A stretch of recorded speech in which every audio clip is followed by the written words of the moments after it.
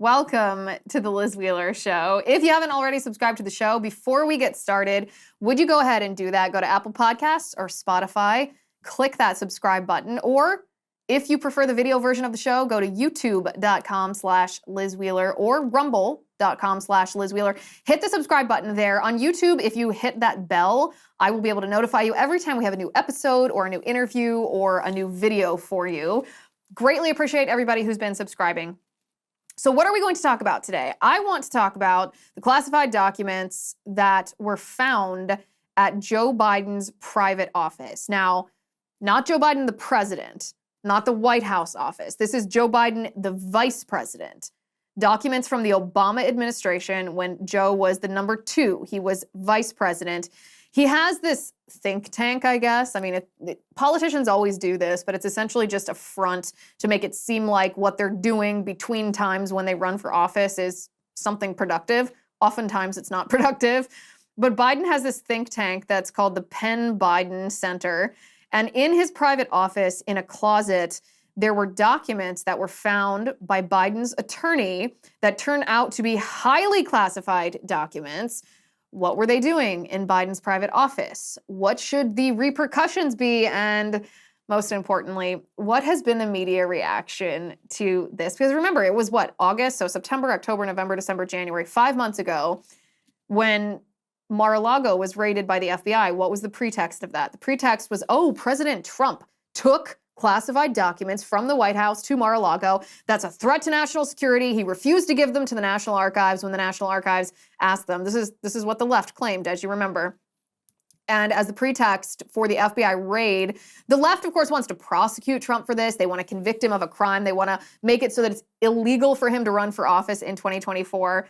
But the way that they're looking at the Biden stuff is it's actually almost humorous if it weren't so incredibly illustrative of the view of the left, how the left views themselves as above conservatives, above Christians, above us. They think they play by a different set of rules. So a couple funny videos to show you regarding that. Then we're going to get into the real juicy stuff. The real juicy stuff. I'm laughing because the stuff in Prince Harry's new book It actually is pretty good gossip if that's what you're looking for. I was not sure before Prince Harry published this book if there'd be any good stuff in it because I watched Prince Harry and Meghan Markle's Netflix documentary that they made about themselves. They said they wanted to tell their true story. And I watched it and it was a bunch of nothing. They made these like vague allegations without ever giving the real dirt that would substantiate the allegations that were made. And until like episode 4 or something, there wasn't really anything that people hadn't already heard. So I thought the book would be much of the same, but it's not. It's not. Now, maybe you tuned into the show today wanting to talk about politics. Maybe you're thinking, Liz, I don't really care about Prince Harry. You know, we fought a war in 1776 for independence from the British monarchy so that we don't have to care about them at all. And I totally hear you.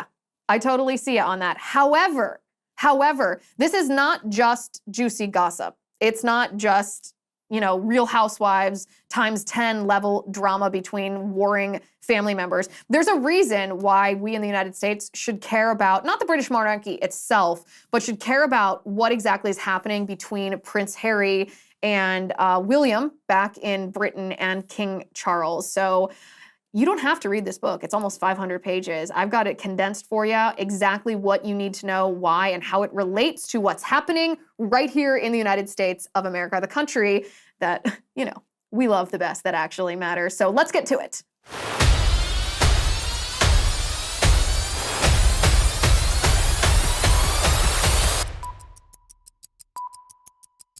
All right, ladies and gentlemen, it is time for the Genucel New Year's clearance event. I got you a fabulous deal. For a limited time, you can save 70% off Genucel's most popular package, which will help you take care of all your skincare needs. You can actually turn back the clock with Genucel skincare. You can look 5, 10, even 15 years younger. That's quite the promise they're making to you. Watch those fine lines on your face, those dreaded forehead wrinkles, the sagging jawline, the dark marks, the skin redness, even those awful under eye bags gone right before your eyes. Genucel works for women and for men. It is safe for all skin types and is perfect for skin of every age. And with its immediate effects, Genucel promises results that will make you smile, guaranteed, or you get 100% of your money back. They're pretty confident if they make you a promise like that. Right now, you can get Genucel's customer favorite, their deep firming vitamin C serum, absolutely free in your most popular package. So hydrate your skin while restoring that vibrant glow. Go to Genucel.com/Liz and enter Liz at checkout. Every order placed is automatically upgraded to free shipping for the new year. Don't wait. GENUCEL.com/Liz. Genucel.com/Liz. Okay. So the Biden classified documents fiasco, it's quite humorous to watch the left-wing punditry, which means almost every cable news show out there, every blue checkmark on Twitter, every print outlet defend Biden. The word that I have heard used more than any other word when these left-wingers are describing the fact that Joe Biden, when he was vice president, had classified documents in an unsecured facility in his so-called think tank. Like, who believes that Biden has a think tank, really? In this closet in his private office that were just found on November 2nd of last year, just 6 days before the election, but we weren't told about it. The word that I've heard used the most to describe this was, oh, there were some classified documents accidentally in these boxes. It was an accident. It was a mistake. It was an error. It wasn't on purpose. It was just an accident. Like, they just got shuffled in together. That can happen to anybody, right? You're just sorting your grocery receipts and maybe a photograph of you and some dignitary from another country and just accidentally slip in top secret, highly classified information from human intelligence sources around the world, which, if our enemies got a hold of, could cause the torture and death of those sources. Anybody can make that mistake. Just an accident. Just an accident, folks. Move right along.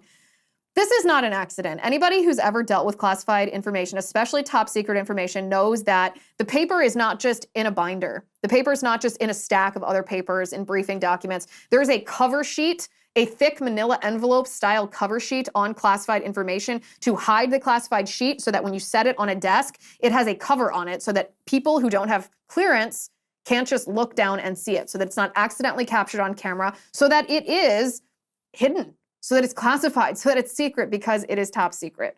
So the idea that this was some kind of accident is absurd on its face. What this is, of course, is the mainstream media trying to protect Joe Biden because this is a literal one-to-one contrast with how the Democrats in the mainstream media want to treat Republicans and how the Democrats in the mainstream media want to treat Democrats. And they want two different sets of, not just rules, but two different sets of laws applied to this situation. So a very powerful man, or a man in a very powerful position, once commented on what it means when classified information is mishandled. And I'd like us all just to take a moment and reflect on his very wise words. And you saw the photograph of the top secret documents laid out on the floor at Mar-a-Lago. What did you think to yourself, looking at that image? How that could possibly happen, how anyone could be that irresponsible. And I thought, what data was in there that may compromise sources and methods? By that I mean names of people who helped, or et cetera. And it's just totally irresponsible. And you don't know. The height of irresponsibility. I sit here and I think, how could that have even happened? I wonder about the lives of the human intelligence sources who've been placed at risk. That was 5 months ago. Joe Biden talking to Scott Pelley at CBS about President Trump. Actually, not about President Trump. It was about the FBI when they raided Mar-a-Lago, when they raided Trump's private office there, the 45 office. They spread out on the carpet of the 45 office these allegedly classified documents that they found. They took a picture of it, and then in the picture, they just blacked out, they just redacted the classified information. And they released this picture, they leaked this to the press because we all saw it. That is actually what Joe Biden is talking about. He's not talking about President Trump mishandling classified information. So let's talk about what it is of what happened and do a little game of compare and contrast here. Compare this scandal of Joe Biden mishandling classified information with President Trump's dispute with the National Archives over who had ownership of the documents that he had at Mar-a-Lago. So what happened here is on November 2nd of 2022, This is 6 days before the pivotal midterm elections. Joe Biden's lawyers claimed that while looking through boxes in the closet at the Penn Biden Center, this hashtag #iRoll think tank of Joe Biden's that I think we all know, not a lot of thinking going on over there. They found these documents and they said they immediately notified the National Archives who took possession of them. They said they cooperated with the National Archives. Funny, by the way, in their initial statement, how they're already trying to contrast their behavior with President Trump's behavior. This was 6 days before the midterm. Yet there was no leaks. Nothing. We didn't hear about this. We didn't hear about this until this week. Until this week. So let's talk about these two situations. So President Trump at Mar-a-Lago, he was the president of the United States. So he had unilateral authority to declassify anything that he wants. That's Supreme Court precedent. That's widely understood legal technicality of being the president. You don't have to go through convoluted processes to declassify documents. You can just say, I declassify that, and it is. President Trump says he had a standing order that any classified document that he took from the White House to Mar-a-Lago, he declassified so that it was appropriate for him to bring it with him and appropriate for him to store it. That's the first thing. Contrast that with Biden. Right now, Biden is the president of the United States, and he shares that authority, the unilateral authority, to declassify any document that he wants. However, at the time when these documents were stored, Biden was the vice president. This was during the Obama administration. Biden was the number 2. Biden had zero authority to declassify anything. There's no argument about whether it was appropriate or inappropriate, legal or illegal for Biden to have possession of these documents at his private office. He had no authority. It was illegal for him to be in possession of these documents. In 2018, by the way, he claimed that he no longer had access to classified information. Well, that's a lie because of these documents. The second thing here is the Trump Mar-a-Lago thing was actually just a dispute between Trump and the National Archives about who had ownership of the documents that Trump had in his possession at Mar-a-Lago. Was it the government's property or was it Trump's property? Trump argued that it was his property because you are allowed to take mementos and artifacts and things that were given to you personally when you're president. That's yours. But other things, notes and any kind of documentation, any speech, anything that was created in the official business of being the chief executive of the United States belongs to the federal government. So what happened between the National Archives and Trump was actually just a dispute over ownership. Trump thought that the letter that Kim Jong-un wrote to him, that was his personal possession. The National Archives said, nope, that belongs to the federal government. And then, of course, we all know that this was just a pretext. This argument between Trump and the National Archives was a pretext because the FBI wanted to raid Mar-a-Lago. The left, the deep state, want to charge President Trump with a felony for mishandling classified information because a little provision of that statute says that if you're convicted of mishandling classified information, that you are prohibited from ever running for public office again. Voila. The left gets their wish that President Trump never runs for the presidency again. So a little comparing and contrasting of these situations tells us a lot of what we need to know. Of course, the word accident that I mentioned before was an accident. It was a mistake. That's used for Biden, but when it came to Trump, throw him in jail, imprison him, arrest him, make it so that he's not allowed to be part of our self-governing system. He's not allowed to be part of our representative republic. Prosecute him. This is not hypocrisy, my friends. This is not a matter of, oh, the left, Biden thought he wouldn't get caught, or they treated Trump differently because they thought that they could get away with it. No. This is a completely separate thing from hypocrisy. This is elitism. Elitism is not a matter of, oh, I'm going to try to do something because I think I can get away with it, even if it makes me a hypocrite. No, elitism means there's no pretense of trying to get away with something. There's no pretense of you being bound to the same rules as someone else. These elitists, Biden, the Democrats, the ruling class, the mainstream media, actually think that they deserve to be treated differently than we are treated. They think they deserve to be held to a different legal standard than Trump, because Trump is Trump and Biden is Biden. And actually on The View, Joy Behar voiced this almost verbatim. Take a listen.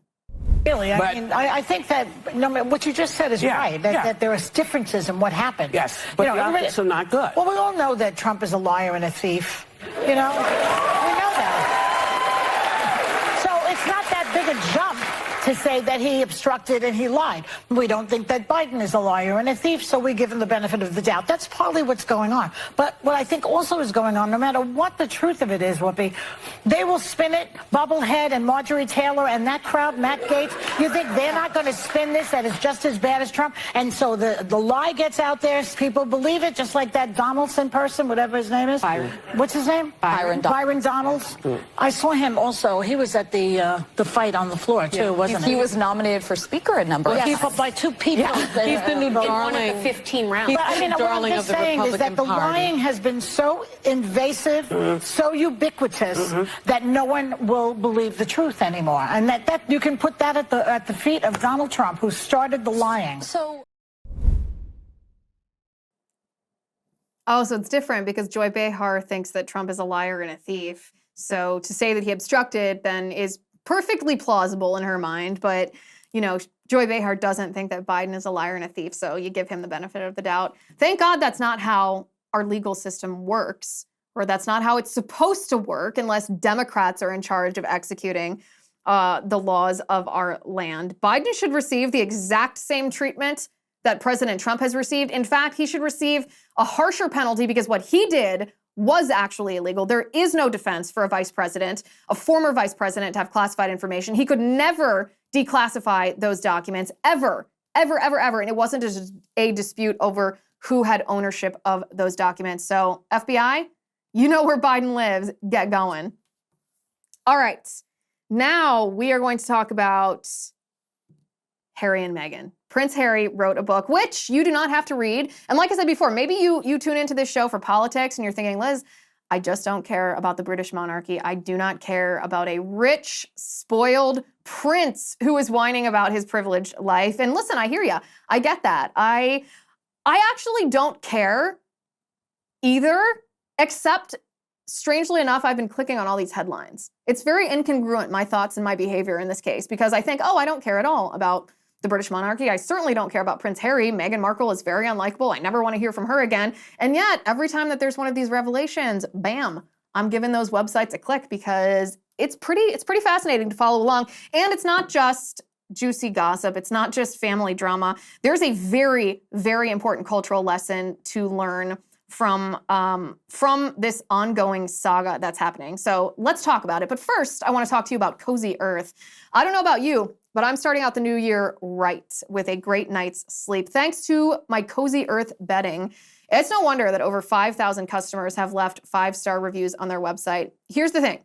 I hate swapping out bedding to suit the weather. I don't do it because it's a giant pain, it's a giant hassle, which can lead to uncomfortable nights. Sometimes, you'll sweat if your bedding is too warm, and then you get cold because you're sweaty and you start shivering, and it's disgusting and everyone hates that. But this is why I love my Cozy Earth bedding, because Cozy Earth was founded to make the softest, most luxurious, and responsibly sourced bedding in the world. Their bedding is naturally temperature regulating, so you will sleep comfortably all year round. I know I do. So whether it's their luxury sheets, their loungewear, their pajamas, or their new bath collection, you will love shopping at Cozy Earth. Their bedding comes in 6 wonderful colors, and it comes in a beautiful reusable canvas bag, which is cool.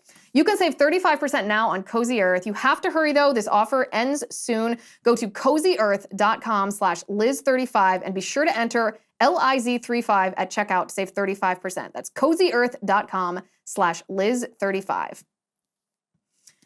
Okay, so Prince Harry's book is called Spare, and we have a picture of this that I want to show on the screen because some sleuth on Twitter, I wish I had saved this tweet so I could give this person proper credit, but I do not remember who this was, who noticed this, so I apologize for not citing you properly. What this individual on Twitter noticed is absolutely hilarious. So what you see here is Prince Harry's face. It's an extreme close-up of his face, and it's blurred out. It's blurred out. In fact, it's such a close-up, it's such a close close-up that it distorts the figures on his face. It's a very unique looking picture. This book, Prince Harry wrote with a ghostwriter. The ghostwriter's name is J.R. Mollinger, and you want to know what is so hilarious? J.R. Mollinger also was the ghostwriter for Andre Agassi Andre Agassi, the tennis player, the tennis great. Look at this. Look at this book. It is not only the same ghostwriter, it's the literal same cover picture. What? What? Did they not notice this when they did it? I mean, it had to be intentional, right? Whoever noticed this on Twitter, this is probably my favorite fact about the Prince Harry book. So identify yourself, and I'm happy to give you credit because I think that is hilarious.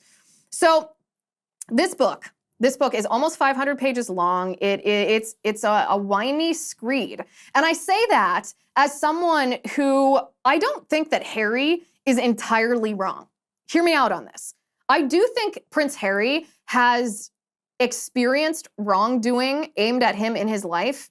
I think that he was mistreated as a child after his mother died. He wasn't given the resources to grieve. He didn't have the family support. He was probably treated like the spare to William's heir. All of those things are probably true. I think it's absolutely true that the British media threw Meghan and Harry under the bus in order to prop up William and Kate, and that the palace, meaning William's office and Charles's office, trade negative stories about Harry and Meghan to the press in exchange for negative stories about William not being published. That's, I'm sure, true.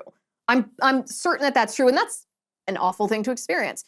So I think Harry has experienced some bad things, but when you make your identity one of a victim, when you publicize this kind of drama for the sake of publicity because you want to tell your quote-unquote truth, it makes you pretty darn unlikable. Pretty darn unlikable. In fact, Harry and Meghan right now live right outside Santa Barbara, California. It's just a couple hours north of San Diego in a very wealthy, very exclusive neighborhood called Montecito, California. They are neighbors with people like Ellen DeGeneres, people like Oprah Winfrey, and which also makes it funnier that Harry's complaining about his life of privilege because he's in one of the wealthiest, most exclusive neighborhoods. Well, there's this enormous flooding that's happening. There was an evacuation order for the entire Montecito, California area. And Ellen DeGeneres went in her backyard and made a video about this truly horrendous flooding. I'm not making fun of the flooding part, but look at this video.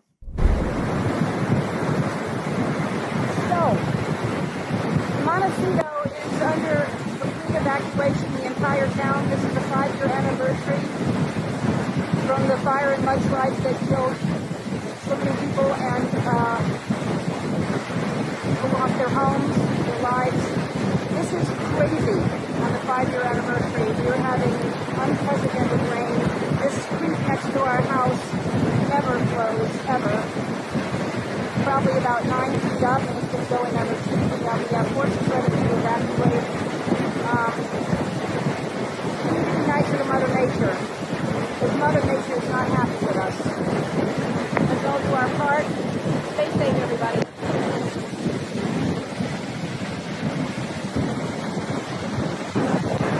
Yikes. Oh, we need to be nicer to Mother Nature, Ellen DeGeneres tells us. The implication, of course, is that the implication is climate change, that we need to adopt the Green New Deal type stuff and stop using fossil fuels, or else the world is going to, well, I guess, flood. And she didn't look hurt. I mean, I'm sorry that their neighborhoods are flooding, and I'm definitely, it was horrible to see all those wildfires, but unrelated to climate change, as we all know. However, when she says we need to be nicer to Mother Nature, all I could think is, oh, this is the same day that Prince Harry released his book. This is his neighborhood. I mean, coincidence, Mother Nature? Maybe Mother Nature read this book. We'll just have to see. So what I did is I compiled some of the juiciest gossip from this book. But again, this is political. This is the culture war. And you might be here for the politics. Well, you should stick around and hear about this, because each and every revelation that Harry makes in this book, there's an undercurrent. There are two constants that he does not mention, but two constants that lead to the situation that he is in. What I mean by that is broken families and a lack of faith in God beget the situation that Harry is in. I know Harry's a prince. I know his family is made of kings and queens. They are the monarchy. But actually, the revelations that he is making in this book are not exclusive to just people who wear crowns. This is actually the same sort of drama that broken families everywhere, regardless of whether you're a prince or a pauper, that every broken family experiences. And this is not a coincidence. Broken families and a lack of faith in God are not a coincidence. What is it? This is the atheistic, Marxist, assault on our civil institutions. This is the intent of the cultural Marxists, is to tear down these cultural institutions like marriage and the family and sex and children, to beget chaos in our society so that when people don't have their family to rely on, they turn to government policies to rely on. And of course, who is hurt the most by all of this? Children are hurt the most by cultural Marxism, children who grow up into broken adults. That's my little preaching so that I feel less guilty for indulging in the gossip of this book. So let's get started here. E-News, believe it or not, we're using as a reference here today. E-News has a breakdown of the juiciest tidbits in Harry's book. So let's go through some of them. E-News writes, how Charles broke the news about Princess Diana's death. Prince Harry describes the moment his father told him that Princess Diana had been in a fatal car crash, writing that King Charles III, then the Prince of Wales, had a difficult time finding the right words. Mummy was quite badly injured and taken to a hospital, darling boy, Harry recalls his dad saying. He always called me darling boy, but he was saying it quite a lot now. His voice was soft. He was in shock, it seemed. When Charles ultimately said, I'm afraid she didn't make it, for Harry, everything seemed to come to a stop. Harry continues, what I do remember with startling clarity is that I didn't cry, not one tear. He then says, Pa didn't hug me. He wasn't great at showing emotions under normal circumstances. How could he be expected to show them in such a crisis? But his hand did fall once more on my knee, and he said, it's going to be okay. That was quite a lot for him. Fatherly, hopeful, kind, and so very untrue.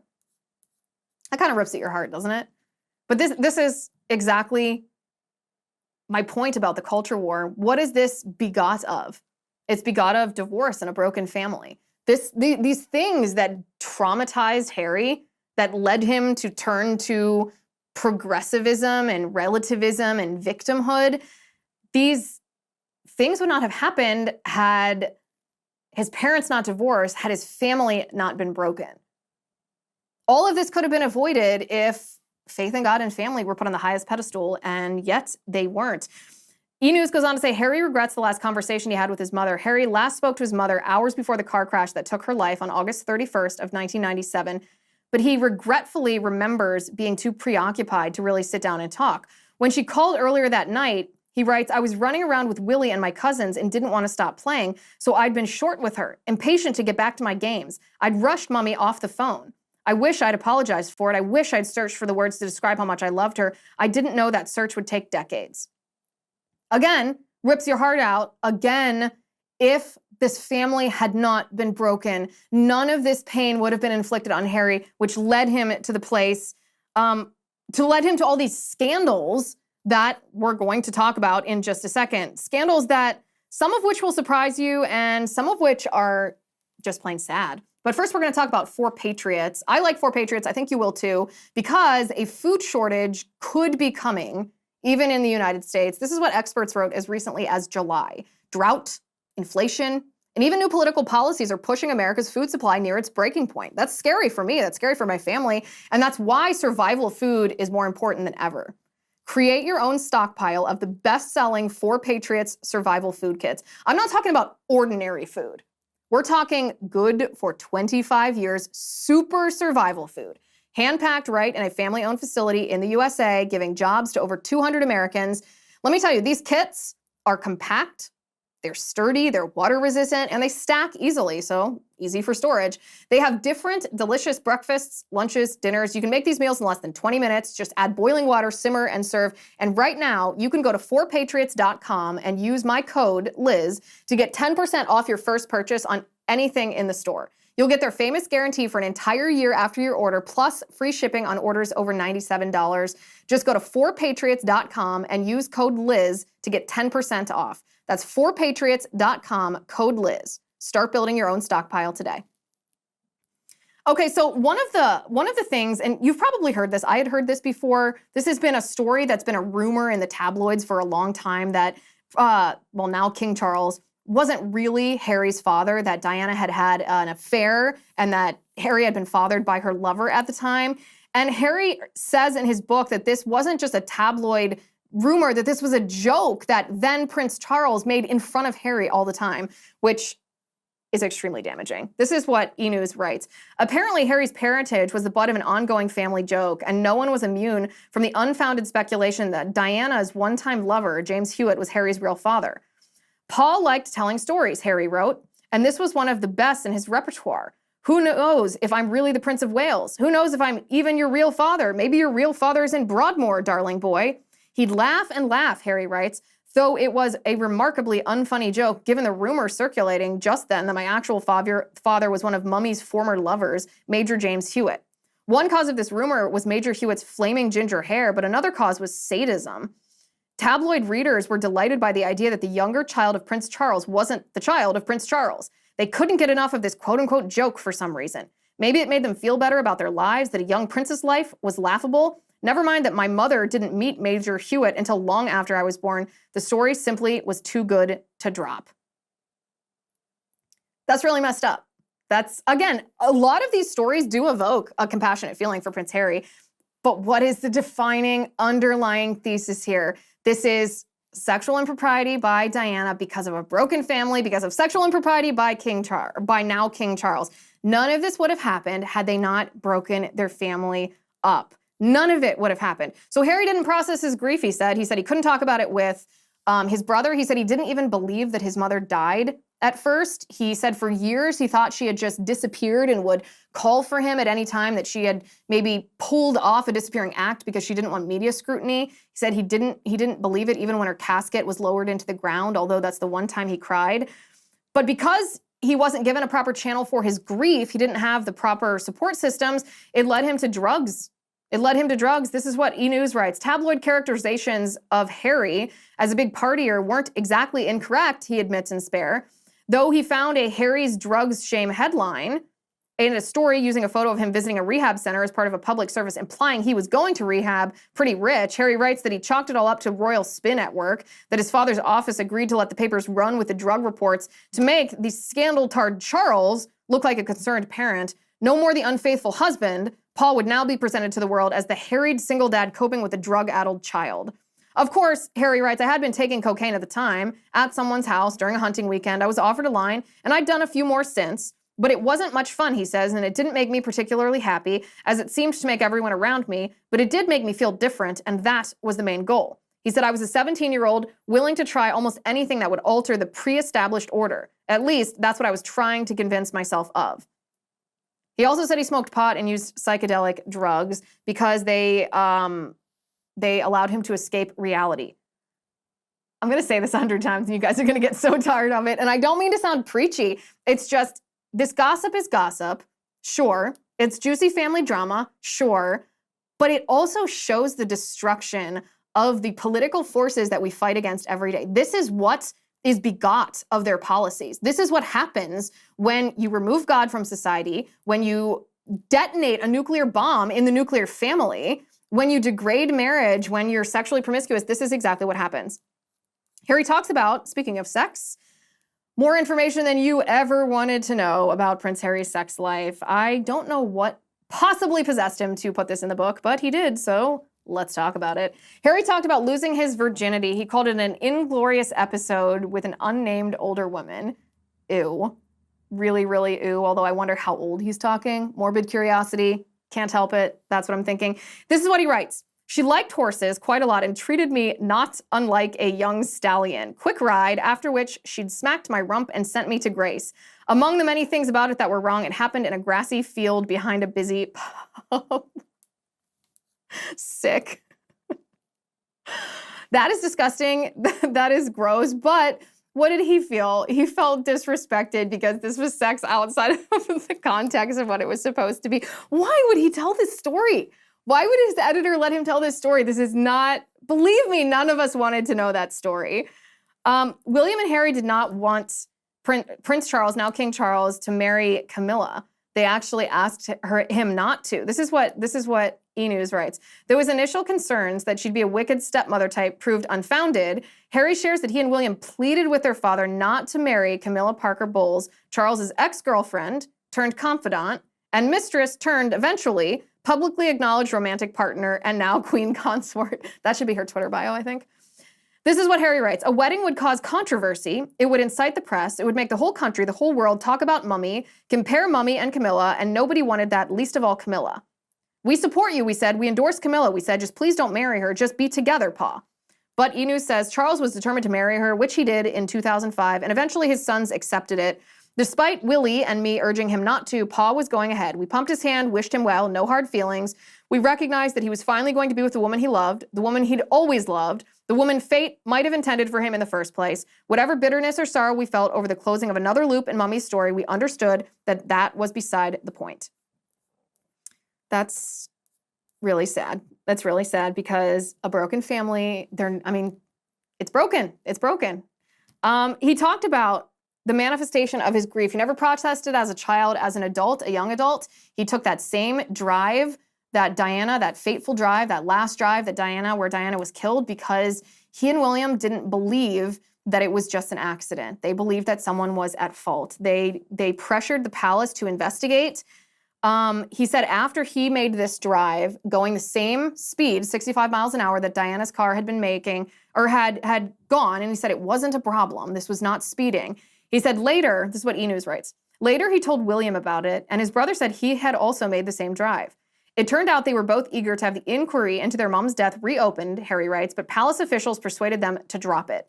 An inquest began in October 2007, and the following spring, the findings stated that Diana was unlawfully killed due to the gross negligence of the driver of the car, Henry Paul, and the paparazzi who followed them into the tunnel. Harry and William said in April 2008 they were hugely grateful for the verdict.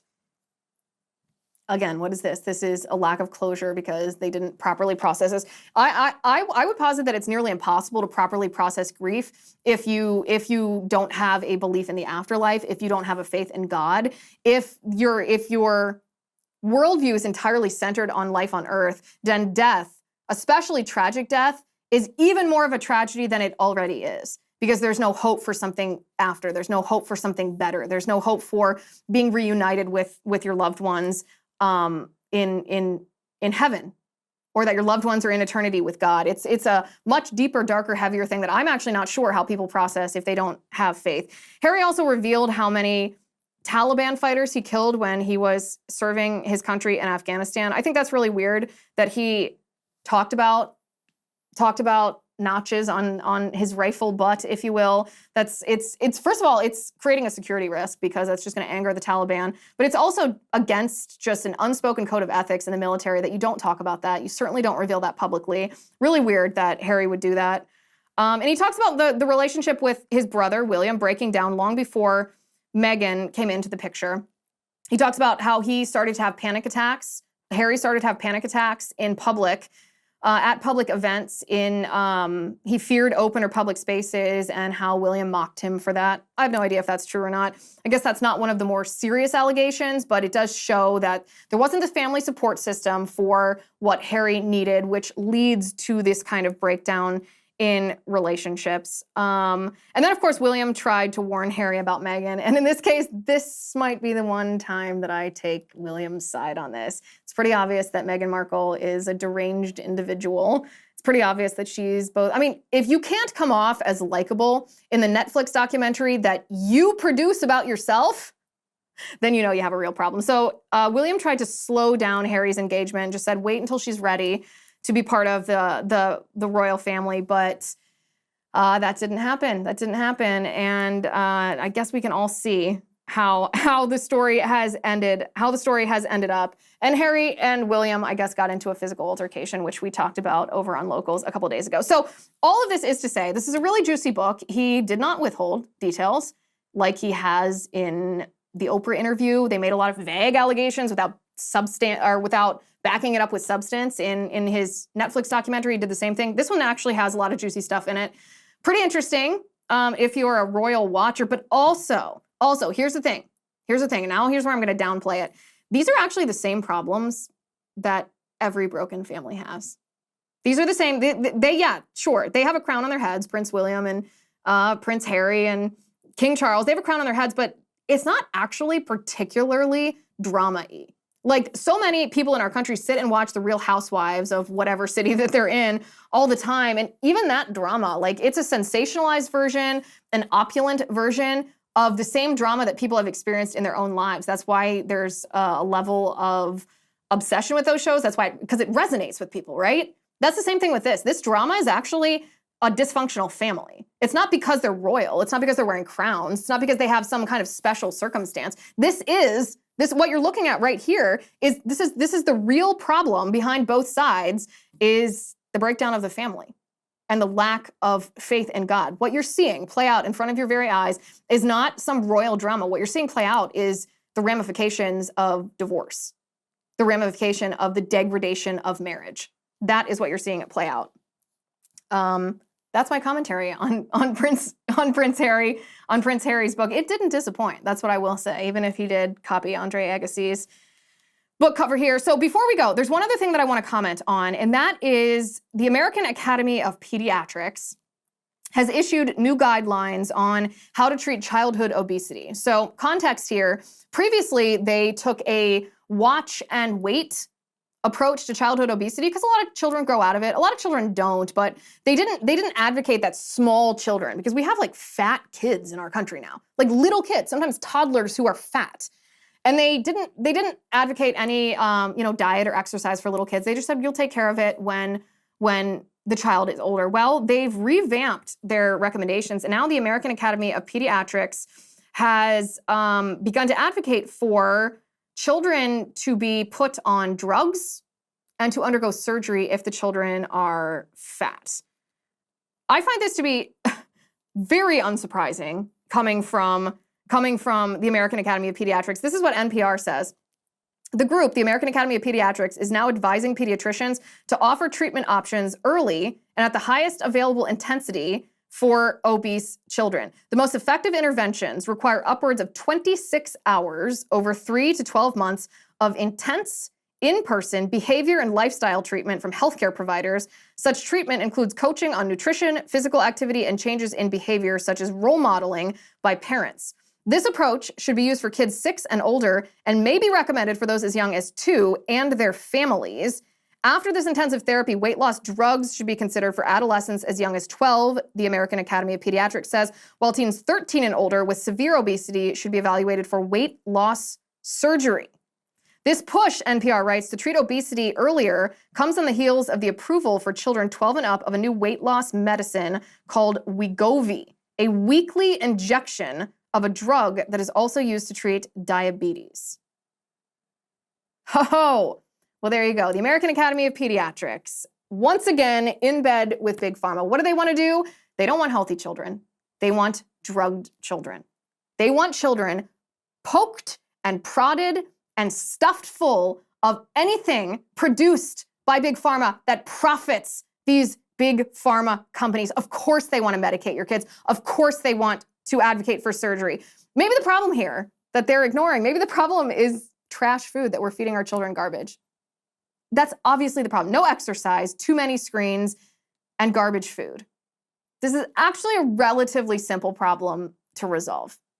A relatively simple problem. But what's their solution? To profit financially and ideologically. When they use this phrase, the whole child approach, it reeks of social emotional learning, which is a neo-Marxist education pedagogy in public schools that's actually quack psychology practiced by unlicensed individuals like teachers and school administrators to try to reshape and reform children's minds to quote unquote learn better. It's really, really nasty stuff, and the American Academy of Pediatrics is now advocating for it as well. Parents, reject it. All right, thank you for watching. Thank you for listening. I'm Liz Wheeler. This is The Liz Wheeler Show.